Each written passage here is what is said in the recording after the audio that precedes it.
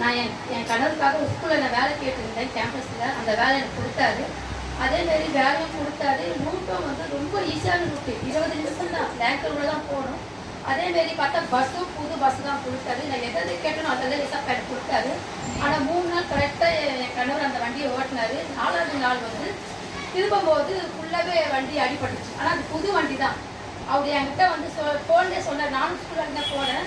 இந்த மாதிரி வண்டி அடிபட்டுச்சுன்னு சொல்லும் போது நான் எதுவுமே சொல்லலை. ஃபோனை வச்சுட்டு அந்த பஸ்லேயே வந்து ஏசப்பா உங்களோட திட்டத்தின்படி என்னை நடத்துங்கன்னு சொல்லிட்டு நான் ஜெபம் பண்ணிட்டு போயிட்டேன். காலையில் எப்படி வேலைக்கு சேர்த்துப்பாங்களோ சேர்த்துக்க மாட்டோம். ஏன்னா புது வண்டி வாங்கி 2 நாள் தான் ஆகுது. என்னால் அவர்கிட்ட வந்து நான் எதுவும் சொல்லிக்கல. நீங்கள் போங்க, எது நடந்தாலும் பார்த்துக்கலாம் அப்படின்னு போனேன். அந்த இடத்துல இன்னொரு வண்டியும் ஆக்சிடென்ட் ஆகிட்டு இருக்குது.